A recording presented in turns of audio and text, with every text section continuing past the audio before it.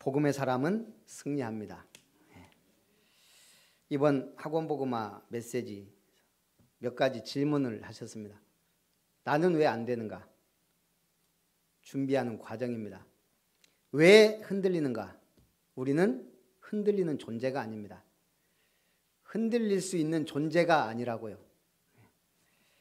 세상 것이 왜 중요합니까? 세상 것이 왜 중요하지 않습니까? 바울이 답입니다. 어마어마한 것을 가졌지만 그걸로 복음 전하는 데 쓰고 모든 걸 배설물로 여겼습니다. 믿음의 사람, 복음의 사람, 언약의 사람은 무엇을 해야 될지 압니다.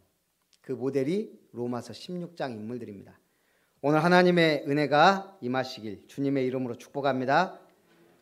오늘 이스라엘 가장 악한 시대에 하나님이 능력의 선지자 엘리야를 부르셨습니다. 자, 아합 왕은 성경으로 볼 때 가장 악한 왕이에요. 왜죠? 사실은 정치적으로는 괜찮았어요. 국제 정세도 괜찮았어요. 아합 왕이 정치도 나름대로 잘했고 그렇게 나쁘지 않았습니다. 그런데 왜 영적으로 보면 최악이죠? 우상 숭배가 가장 극심했던 시대예요. 자, 우상 숭배가 심하면 그 다음에 어떤 일이 벌어지는지 우리는 잘 알고 있습니다. 역사를 통해. 어떤 일이 벌어져요? 전쟁과 재앙과 멸망이 옵니다. 어느 정도 시대가 위기였냐? 아합 왕 시대 이스라엘에 바알과 아세라 선지자가 850명이 있었다는 얘기예요. 엘리야와 대결할 때 이 850명이 갈멜산에 모인 겁니다. 한마디로 이스라엘이라는 나라가 바알과 아세라 선지자에 의해 왕의 보좌가 흔들리고 이스라엘이 움직이는 그런 정치, 경제 모든 것에 영향을 주는 시대였다 이 말입니다. 이때 하나님이 엘리야라는 능력의 선지자를 세우신 거예요. 그 대결에서 어떻게 됩니까? 이겼습니다. 그런데 이세벨이란 이 여자가 엘리야를 현상수배를 낸 거예요. 내가 그를 죽이겠다. 그래서 엘리야는 죽음의 위기를 맞게 됩니다. 그래서 어디로 갔어요? 광야로 가서 로뎀나무 아래 앉아서 기도합니다. 하나님, 내 목숨 좀 거둬가 주십시오. 아니 지금 왕비가 자기 죽이려고 지금 현상금 내벌고 쫓고 있는데 잡히면 비참하게 죽는 거예요. 죽기를 구했습니다. 지금 호렙산으로 갈 수 있습니까? 우리가? 호렙산이 어디에 있을까요? 지금 현재 호렙산이 어느 나라에 있어요? 아시는 분이 없네요. 우리가 지금까지 들었던 이 어마어마한 메시지들, 호렙산, 시내산, 성지순례 가면 시내산이라고 이집트 옆에 꼭 가요. 사실은 거기가 아니란 얘기예요. 지금 어딜까요? 사우디아라비아예요. 그 증거들이 다 있다는 얘기예요. 이드로의 마을도 있고 시내산에 호렙산에 그 불탄 산 정상이 불타 있는 것도 다 있고 사우디아라비아에서 지금 꽁꽁 막아놨어요. 네. 왜요? 이게 전 세계에 알려지면 언약 백성 중심으로 하나님이 움직였다는 걸, 자기들이 언약 외의 백성이라는 게 알려지기 싫은 거예요. 지금 우리는 호렙산에 갈 수 없습니다. 시내산도. 그렇지만 영적 호렙산으로 나가야 돼요. 그게 지금 어디예요? 교회입니다. 여러분의 기도의 골방입니다. 하나님께 죽기를 구했을 때 하나님은 호렙산으로 며칠 동안 40주야를 달려가게 만들었다 그랬어요. 아니 마라톤 선수도 이렇게 뛰면 죽어요. 근데 엘리야가 40일 낮밤을 가리지 않고 달려갔다 그랬어요. 무슨 힘을? 천사가 준 떡과 물을 먹고 천사의 힘을 의지해서 40주야를 달려갔어요. 여러분 중에 진짜 믿음의 사람 있으면요, 마라톤 선수 도전해도 돼요. 진짜 믿음 있다면. 그거 하지 말고 복음을 위해 달려가시기 바랍니다. 얼마 전에 국회의사당에서 북한 동포들의 인권에 대한 세미나가 열렸습니다. 사회는 태영호 씨가 보고 주 강사는 100살이 넘은 김형석 교수님이란 분이 강사로 1시간 넘게 100세 넘은 분이 강의를 했어요. 김성주, 본명이 김성주, 김일성과 같은 초등학교 출신으로 6년 후배라는 거예요. 같은 마을 사람이라 잘 안 돼요. 김일성의 어머니 김반석 권사님, 독실한 기독교인이에요. 외삼촌이 목사였어요. 이분 강의 내용이 그래요. 그런 가정에서 어떻게 저런 이단화가 나왔는지 미스테리다. 스탈린은 신학교 출신이에요. 칼 막스는 목사의 손자예요. 우리는 이해할 수 없지만 분명한 것은 믿음 하나님이 주십니다. 은혜도 하나님이 주세요. 은혜로 구원받고 은혜로 신앙생활 지속하고 은혜로 예배 드릴 수 있다는 사실, 큰 은혜인 줄 믿습니다. 그래서 옆에 보지 말고 하나님을 바라봐야 돼요. 첫 번째, 엘리야에게 주신 사명입니다. 너는 내 길을 돌이켜 광야를 통하여 다메섹에 가서 이르거든 하사엘에게 기름을 부어 아람의 왕이 되게 하라. 호렙산에 주님의 세미한 음성을 듣는 중에 주신 첫 번째 미션 뭐예요? 너는 다메섹에 가 하사엘에게 기름을 부어 아람의 왕이 되게 하라. 아람은 적군이에요. 그 나라 왕을 세우라는 거예요. 너는 또 님시의 아들 예후에게 기름을 부어 이스라엘 왕이 되게 하라. 지금 850명 바알 바세라 선지자를 둘러싸여서 이세벨의 농간에 한마디로 국정농단이, 최고의 국정농단이 지금 이세벨 시대에 일어났던 거예요. 그 왕을 패하고 예후에게 기름을 부어 이스라엘 왕이 되게 하라. 또 아벨 무올라 사밧의 아들 엘리야에게 기름을 부어 너를 대신하여 선지자가 되게 하라. 너를 대신하여 선지자가 되게 하라. 지금으로 따지면 그리스도의 제자를 신학교로 보내고 목사로 만들고 전도자로 선교사로 렘넌트로 세워라 이 말이에요. 뉴스에 나왔더라고요. 전두환 전 대통령 차남 전재용 씨가, 전재용 박상아 씨 부부가 5일 극동방송 만나고 싶은 사람 듣고 싶은 이야기에 출연해서 한 얘기입니다.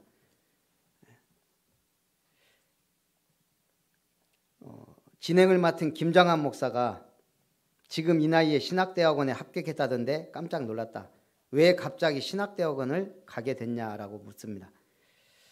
전 씨가 말합니다. 제가 2016년 7월 1일 아침에 출근하려고 6시 넘어 주차장에 내려갔다가 거기서 잡혀 교도소로 갔고 교도소에서 2년 8개월이라는 시간을 보내게 됐다. 처음 가서 방에 앉아 창살 밖을 바라보는데 갑자기 찬송가 소리가 들렸다. 나중에 알고 보니 교도소 안에 있는 종교방에 있던 분이 부른 건데 그분이 노래를 너무 못 불렀는데 저는 너무 눈물이 났다. 그러면서 찬양, 예배드리고 싶은 마음이 생겼고 결심하게 됐다. 김장한 목사님이 그때까지 예수를 안 믿었냐 묻자 전 씨는 아니다, 믿었다. 새벽기도도 다니고 11조도 열심히 드렸지만 그때는 저한테 축복 좀 많이 달라는 기도밖에 드릴 줄 몰랐다. 왜 목회자가 되겠다고 결단했냐면요. 말씀을 들음으로 인해서 세상에 좀 더 덜 떠내려가지 않을까라는 생각에 신학을 공부하고 싶은 마음이 있었다고 57세 전재용 씨가 한 말입니다. 아내 박상아 씨도 적극 반대했다 그럽니다. 저희 같은 사람이 하나님 믿는 것도 숨기고 싶은 사실인데 사역까지 한다는 것은 하나님의 영광을 너무 가리고 싶어서 아버지한테 얘기를 했대요. 전두환 씨한테. 아버지는 치매라서 양치질하고도 기억을 못하는 상태라며 그런데 부모님께 말씀드렸더니 네가 목사님이 되면 네가 섬긴 교회를 출석하겠다라고 이때 꼭 목사님이 돼야 되겠다고 결단했다는 거예요. 제가 댓글을 보니까 살인자의 자식이 목사라니. 저는 전두환 씨는 미워하지만 이것도 하나님의 주권과 은혜 속에 있는 거예요. 하고 싶다고 하고 말고 싶다고 안 하는 게 아니에요. 저 사람은 된다 안 된다도 아니에요. 분명한 것은 이분에게도 하나님의 은혜가 임했다는 얘기예요. 더 중요한 건 뭐죠? 제 입장에서, 우리 입장에서는 누가 신학교로 가야 돼요? 렘넌트 때부터 그리스도로 각인, 뿌리 체질된 렘넌트. 이들이 신학교로 중직자로 세워지면 교회는 흔들리지 않습니다. 지금도 많은 사람이 신학교로 가고 목사 되고 합니다.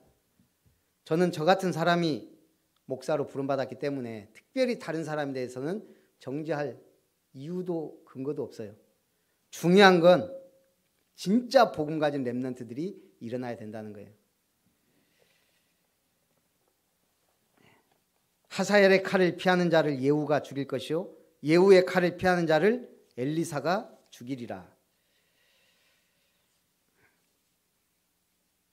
지난주 헌금을 개수하고 헌금함을 제가 저기 헌금꽂이 앞에 놓고 일 보다가 깜빡 잊어먹고 그냥 집에 갔어요. 그리고 이제 다음에 보니까 헌금 봉투가 없는 거예요.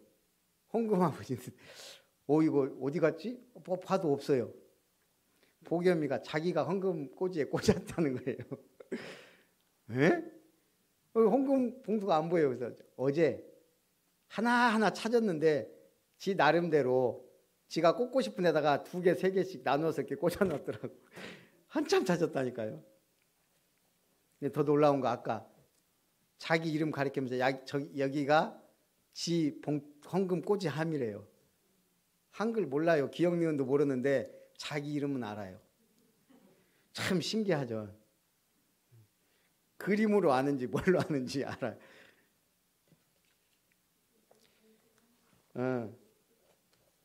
제가 볼 때는 최고의 신앙이에요. 자기 이름 알고 자기 헌금 꽂이를 안다는 거.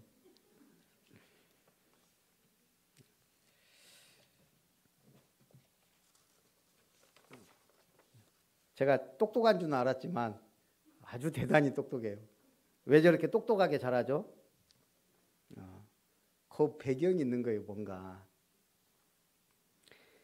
오늘 하나님은 작은 것부터 우리에게 은혜를 주세요. 우리가 그런 은혜 속에 큰 것을 봐야 된다는 얘기예요. 그러나 내가 이스라엘 가운데 7,000명을 남기리니 다 바알에게 무릎을 꿇지 아니하고 다 바알에게 입맞추지 아니한 자니라. 분명히 엘리야는 자기 혼자 남았다고 했어요. 나도 나 혼자 아무것도 할 수 없으니 죽여달라고 하나님 앞에 고백했어요. 그런데 하나님 뭐라 그래요? 바알에게 무릎 꿇지 않은 7,000명이 지금 있다는 거예요. 리빙스턴은 아프리카의 등불이었습니다. 그가 아프리카에서 헌신하고 있을 때 영국에 있던 동료들이 도울 것을 수기하고 편지를 보냈습니다. 우리는 자네를 위해 헌신할 수 있는 사람 몇 명을 현지에 보내려고 하니 자네가 있는 곳으로 가려면 어떤 길이 좋은가? 좋은 길을 가르쳐주게. 리빙스턴이 답장을 보냅니다. 이곳까지 오는데 길이 있어야만 오겠다는 사람이라면 의미 없다. 나는 길이 없어도 오겠다는 사람을 원한다네. 아프리카 가는데 뭐 길이 있냐 없냐 그거 따지는 사람은 이미 와봐야 도움 안 된다 이 말이에요. 신앙생활은 길이 있어 가는 게 아닙니다. 길 따라 가는 게 아니에요. 제가 참 감동받은 책 중에 하나가 지도 밖으로 행군하라. 신앙생활은요, 지도 보고 길 보고 티켓 끊어서 가는 게 아니에요. 아브라함에게 하나님이 주소 주고 가라고 했어요. 내가 네게 지시할 땅으로 가라. 아무것도 모르고 그냥 본토 친척 아비집을 떠나 내가 네게 지시할 땅으로 가라. 신앙생활은 진리이기 때문에 가는 거예요. 언약이기 때문에 가는 겁니다. 왜 아멘을 안 합니까? 길 따라만 가시겠다고요? 두 번째, 능력을 받은 엘리사입니다. 엘리야를 만난 엘리사가 소의 기구를 불살라 고기를 삶아 백성에게 주어 먹게 하고 일어나 엘리야를 따르며 수종들었더라. 일단 엘리사가 얼마나 일을 잘했냐. 12결이 소를 앞세워 밭을 갈았다 그랬어요. 24마리로 밭을 갈 정도로 일을 아주 잘한 사람이에요. 그런데 엘리야의 부름을 받자 그 소의 기구를 다 불살라 버렸다 이 말이에요. 이 말은 뭔 말이에요? 이제 난 농사꾼으로 돌아가지 않겠다. 엘리야의 제자로 하나님의 선지자로 생을 드리겠다 결단한 거예요. 신앙생활은 결단입니다. 그게 시작이에요. 엘리야가 하늘로 올리우기 전에 엘리사가 끝까지 따라갑니다. 결국 엘리야가 물어봐요. 뭐라고요? 네가 원하는 게 도대체 뭐냐? 왜 이렇게 졸졸 따라다니냐? 나 지금 하늘나라 가야 되는데. 그때 엘리사의 기도가 뭡니까? 당신의 성령이 하시는 역사가 갑절이나 내게 있게 하소서. 지금 이 악한 시대, 위기의 시대, 정치적으로 우상 득실하고 아람 군대가 막 창궐하고 이런 시대에 뭐가 필요한지를 알았다는 얘기예요. 당신의 성령이 하시는 역사가 갑절이나 내게 있게 하소서. 그리고 열왕기하 5장에 보니까 아람 왕의 군대 장관 나아만이 등장합니다. 이 나아만이 문둥병에 걸렸어요. 아람 군대 장관, 왕이 총애하는 장군이 문둥병에 걸렸어요. 그때 이스라엘에서 온 하녀, 노예 소녀, 그 소녀가 한 말이에요. 우리나라 가면 고칠 수 있는데 이 한마디에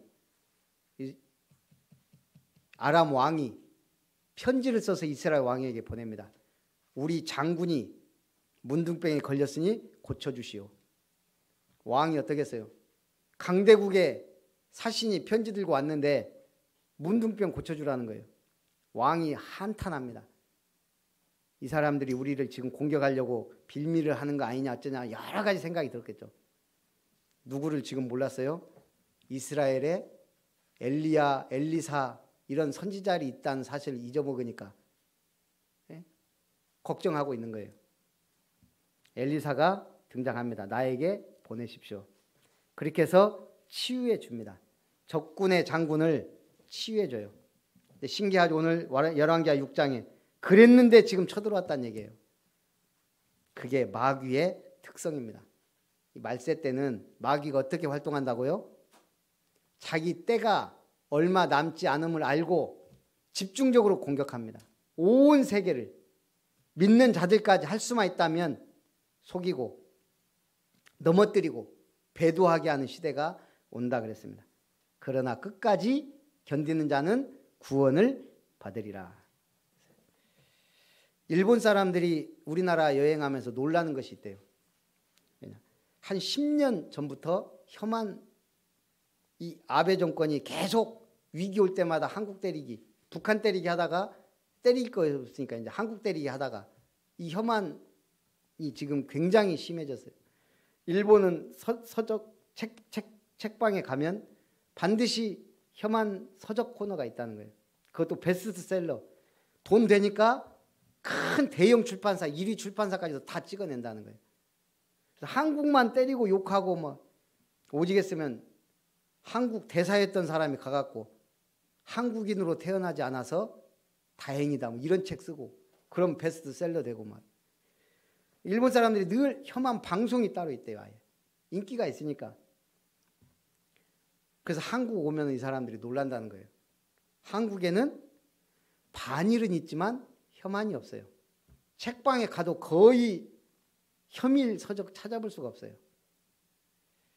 물론 지금 일본이 어떻게 망해간 이런 분석적인 책들은 있지만 막 일본 무조건 막 이렇게 하는 게 없어요. 이 사람들 와서 놀란다는 거예요.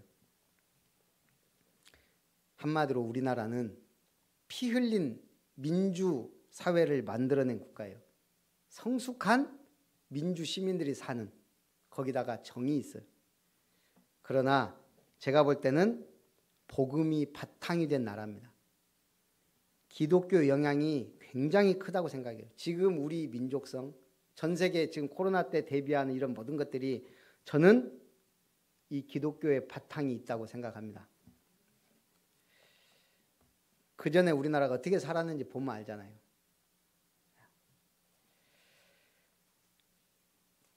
거기다가 우리 한국 사람들은 재주까지 뛰어나요.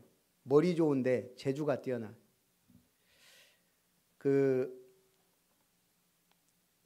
영화나 이런 것들을 작게 만드는 걸 피규어라 그래요.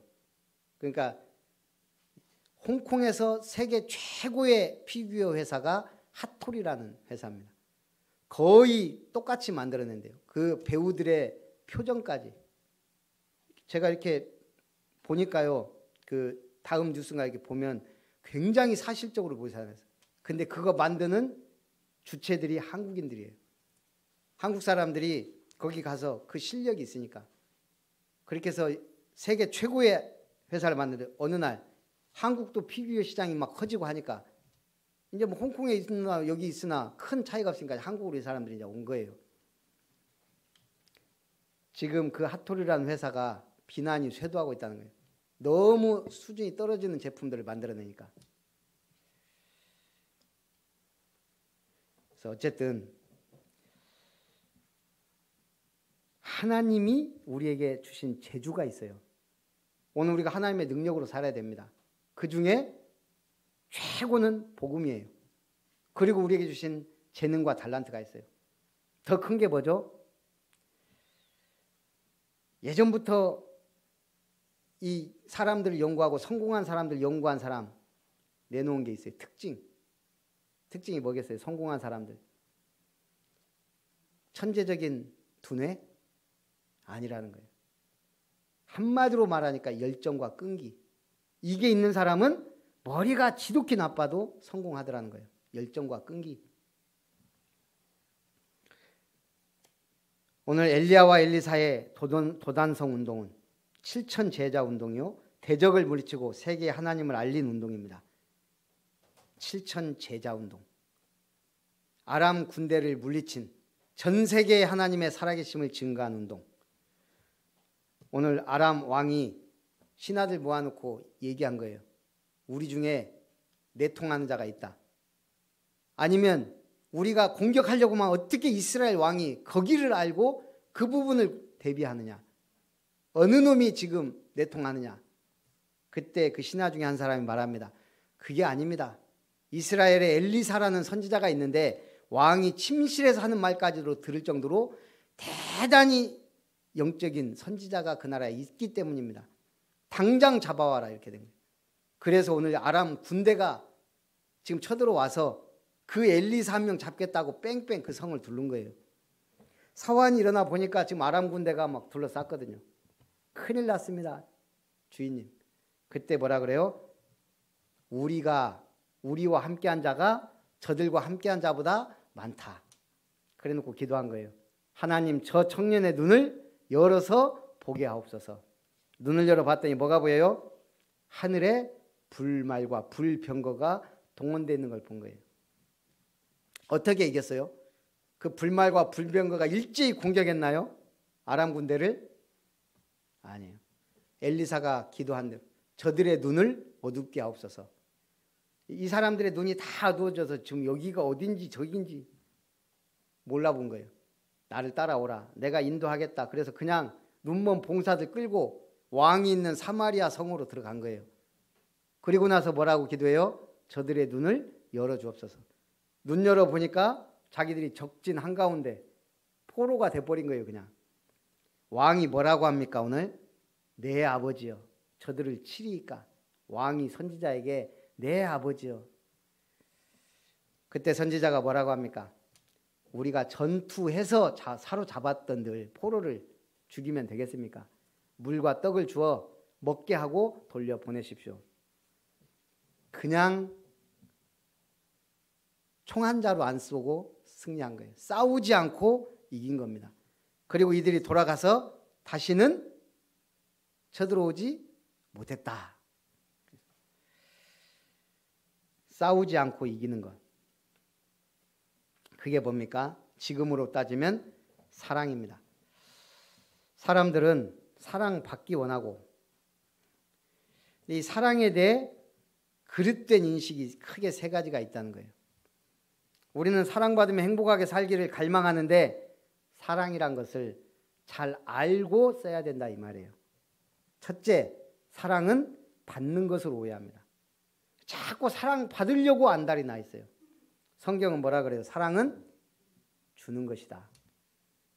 오리를 함께 가자고 하면 어떻게 해요? 십리를 함께 가지고, 왼쪽 밤을 때리면 오른쪽 밥도 대주고. 기본 사랑이에요. 사랑은 주는 것이다라는 답이 나면 가능한 거예요.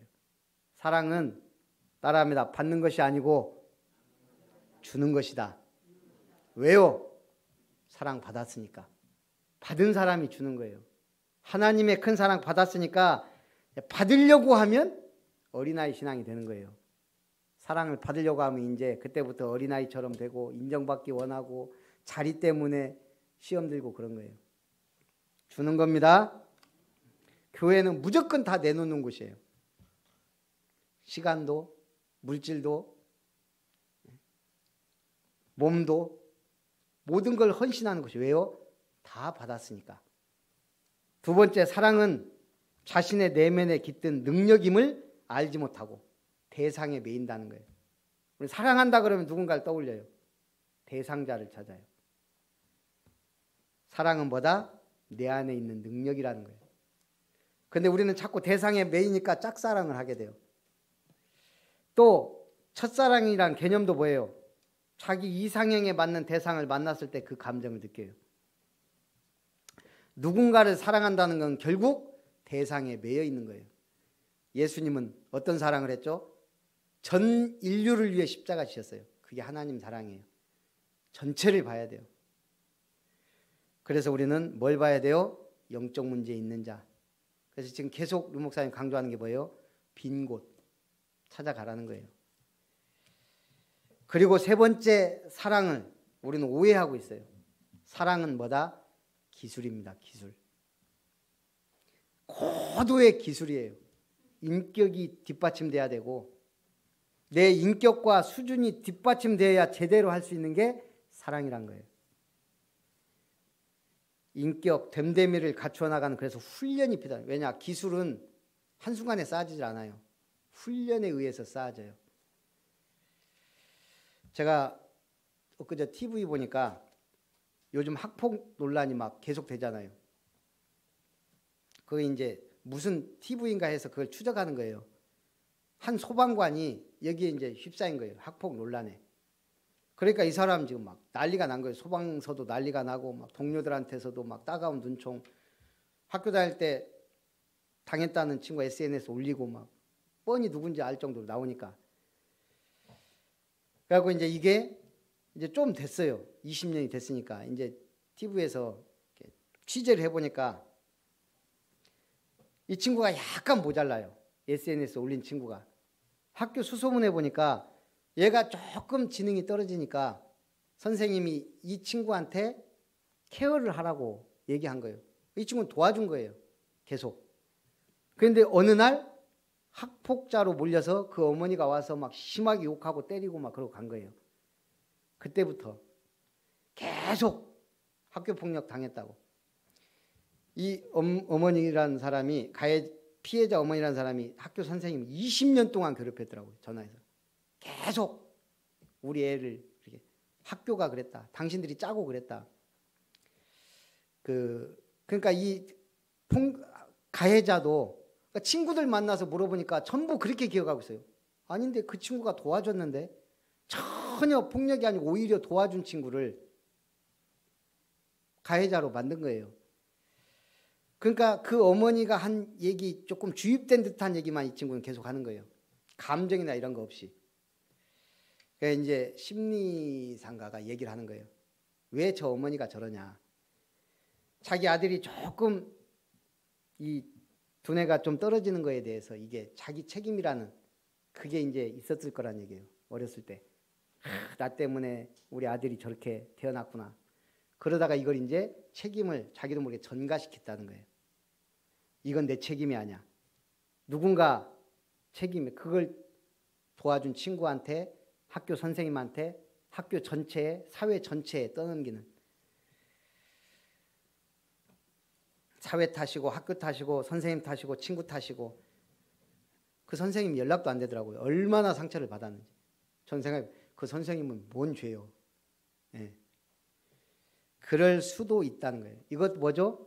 그 어머니는 사랑이라고 한 거예요. 지금 자기 아들을 사랑하는데 어긋난 사랑, 틀린 사랑, 많은 사람을 더 미치게 만드는 거예요.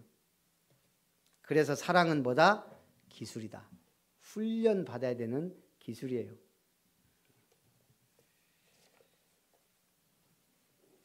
여러분은 진짜 사랑할 수 있는 사람으로 준비되고 훈련되고 이 복음의 증인으로 서시기 바랍니다.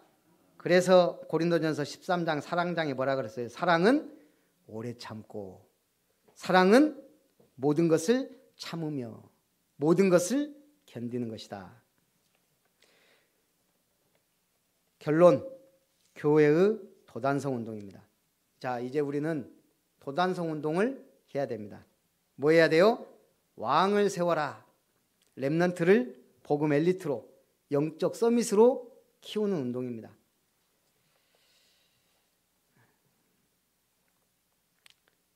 어쨌든 우리 렘넌트들은 실력 있는 사람은 떠나고 또 지역을 사랑하고 가정을 사랑하는 렘넌트는 거의 남는 사람이 없어요. 시골이다 보니까. 분명히 있어요. 제가 이 유튜브에 우리나라 대학 순위 100 나왔더라고요. 그래서 순천대가 몇이나 되나. 또 다른 대학들도 궁금하고 이렇게 100개를 쭉 들어봤어요. 100위가 군산대더라고요. 순천대는 몇이나 될까? 쭉 한 50위까지 나름대로 쭉 대학들 나와요. 50위부터는 유명한 대학들이 이제 쭉 나오더라고요. 지방에 있어도 유명한 대학들 막. 순천대가 안 나와요. 100위 넘어갔다는 얘기예요.